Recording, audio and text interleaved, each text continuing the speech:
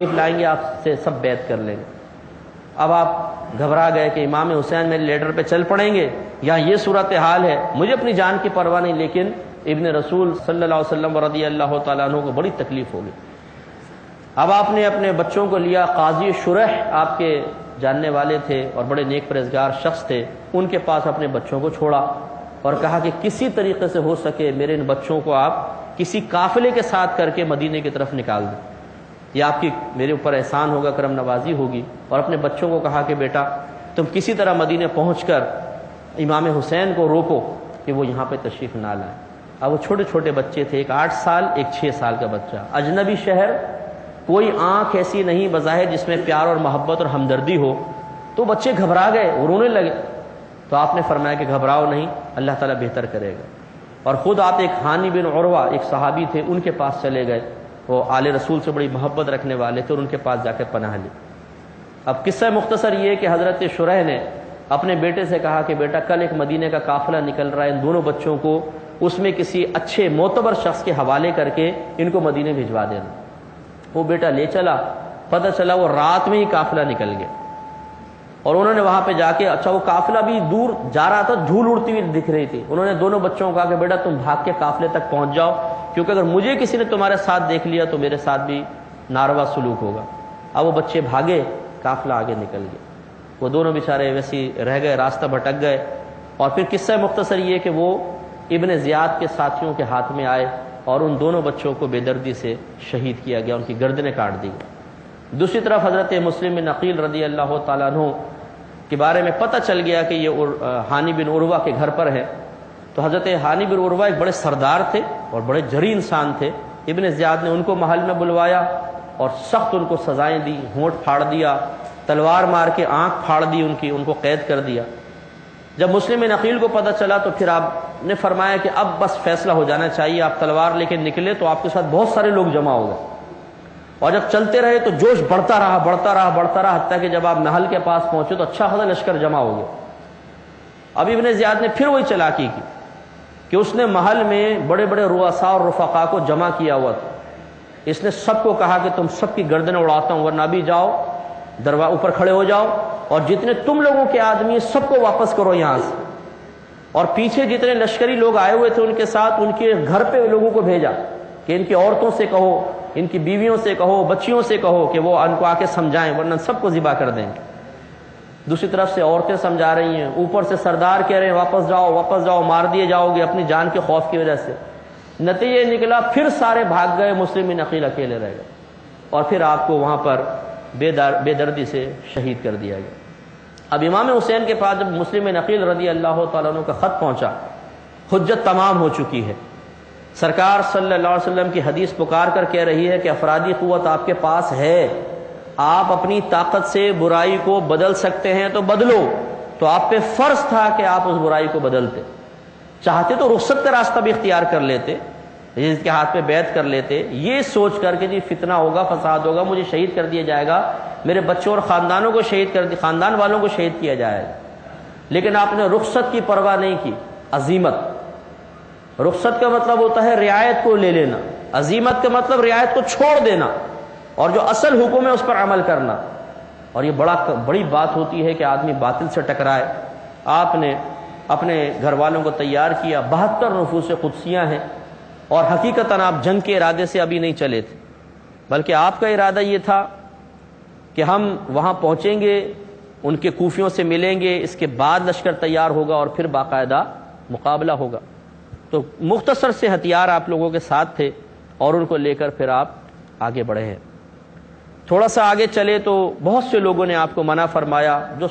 سمجھانے والے تھے، جن کے اجتہاد یہ کہتا تھا کہ آپ کا وہاں جانا مناسب نہیں ہے،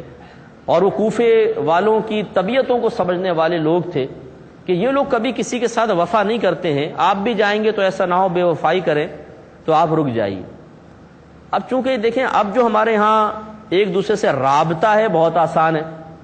آپ موبائل اٹھا لیجئے، نیٹ یوز کر لیں، اسکائپ پر 2 منٹ کے اندر آپ کا کسی سے کنیکشن ہو جائے۔ وہ دور ایسا نہیں تھا، اس میں اگر ایسی کوئی صورتحال ہوتی کہ کسی جگہ کے حالات خراب ہو رہے ہیں اور وہاں کی اطلاع کسی دوسرے شہر میں پہنچانا مقصود ہوتا جو کافی فاصلے پر تھا تو بعض اوقات ایک ایک 2 مہینے کے اندر لیٹر پہنچتے تھے۔ اب جب امام حسین کے پاس مسلم بن عقیل رضی اللہ تعالیٰ عنہ کا یہ خط پہنچا ہوا ہے تو اب دوسری اطلاع ملنے میں بھی ٹائم، کوئی بتانے والا نہیں۔ امام حسین روانہ ہو گئے، لوگ سمجھا رہے تھے کہ وہ لوگ آپ کے ساتھ وفا نہیں کریں گے، لیکن آپ نے فرمایا کہ نہیں، اب ہم چل پڑے ہیں تو چل پڑے۔ کافی آگے گئے تو ایک شخص وہاں سے کوفے کی طرف سے آیا اور اس نے، کہتے ہیں کہ فرزدق شاعر تھا، جس نے آپ کی خدمت میں عرض کی کہ امام میں یہ دیکھتا ہوں کہ کوفیوں کی تلواریں میں زبانیں آپ کے ساتھ، وہ آپ کی بولی بول رہے ہیں، لیکن تلواریں آپ کے ساتھ نہیں ہیں۔ لیکن امام حسین رضی اللہ تعالیٰ عنہ بہرحال جب تک کوئی مستند ذرائع سے اطلاع نہ ملے ان اپنے آراء پر بھروسہ نہ فرمایا اور روانہ ہوتے رہے۔ دوسری طرف ابن زیاد نے حضرت حر رضی اللہ تعالیٰ عنہ کو بھیجا، تقریباً 4-5 ہزار کا لشکر تھا کہ ان کو تم جا کر امام حسین کو قابو میں کرو، یہ بھاگنے نہ پائے، کہیں نکلنے نہ پائے۔ تو حر آل رسول سے بہت زیادہ محبت رکھتا تھا، عقیدت رکھتا تھا، اور یہ جس لشکر کو اپنے ساتھ لے کر آیا تھا ان میں اکثر وہ لوگ تھے جنہوں نے خود خط لکھ کر امام حسین رضی اللہ تعالی عنہما کو کوفے میں بلایا تھا۔ تو کربلا سے کافی فاصلے پر اس حر نے آپ کو روکا اور کہا کہ مجھے ابن زیاد نے کہا ہے کہ میں آپ کو لے کر اس کے پاس پہنچوں، آپ کیا مقصد لے کے چلیں؟ امام حسین نے اپنا مقصد بیان فرمایا کہ میرا یہ مقصد ہے، یہ مقصود ہے۔ بہرحال خلاصے کلام یہ کہ اس نے کہا کہ دیکھیں میں نہیں چاہتا ہوں کہ آپ پہ تلوار چلاؤں، اور میں یہ بھی نہیں کر سکتا ہوں کہ آپ کو واپس جانے دوں، مجھے ابن زیاد نے منع کر دیا، لہذا بہتر یہ ہے کہ آپ کوفے سے ہٹ کر ایک راستہ اختیار کر لیں تاکہ میں یہ کہہ سکوں کہ یہ کوفے کی طرف نہیں آئے تو میں لا نہیں سکا، اور میں آپ کو اتنی مہلت ضرور دے سکتا ہوں۔ امام حسین رضی اللہ تعالی عنہما نے کہا ٹھیک ہے، آپ چل پڑے، اور یہ حقیقتاً حر نے نہیں کہا تھا، یہ تو قدرت الہی کار فرما تھی، کیونکہ امام حسین جب راستہ بدل کے چلے ہیں تو ایک ایسے مقام پہ جا کے آپ نے اسٹے کیا ہے کہ جب پوچھا کہ یہ مقام کون سا ہے تو بتایا گیا کہ حضور یہ کربلا ہے۔ تو اگر سیدھے چلے جاتے تو پھر کربلا تک نہ پہنچتے، حالانکہ یہاں آپ کی تقدیر کا فیصلہ یہی تھا کہ یہاں آپ نے مقام شہادت پر فائز ہونا ہے۔ حر نے آپ کو وہاں روک لیا۔ امام حسین نے اس وقت 3 باتیں سامنے رکھی۔ ایک بات یہ سامنے رکھی کہ یا تو مجھے واپس جانے دو، کیونکہ اب ظاہر ہو چکا تھا کہ وہ لوگ بدل گئے ہیں۔ دوسرا آپ نے فرمایا یا مجھے کسی سرحدی علاقے کی طرف جانے دو، چھوڑ دو مجھے، میں کسی اور علاقے میں چلا جاتا ہوں۔ اگر تمہیں یہ خوف ہے کہ میں مدینے یا مکے جا کے پھر لوگوں کو جمع کر لوں گا تو میں کسی اور طرف چلا جاتا ہوں۔ اور تیسرا میں تمہیں یہ ایک آپشن دیتا ہوں کہ تم مجھے براہ راست یزید سے ملنے دو۔ اس نے حر نے یہ پیغام پہنچایا ابن زیاد کے پاس۔ ابن زیاد سیخ پا ہو گیا، اس نے پیغام یہ جواب میں بھجوایا، میں نے تجھے امام حسین کو گرفتار کرنے کے لیے بھیجا تھا، نہ کہ تجھے اس طریقے سے باتیں کرنے کے لیے اور معاملات طے کرنے کے لیے۔ تو پھر اس نے شمر کو بھیجا۔ یہ وہ بدبخت انسان تھا کہ جس نے جنگ کا باقاعدہ آغاز کروایا، اور اس نے آ کر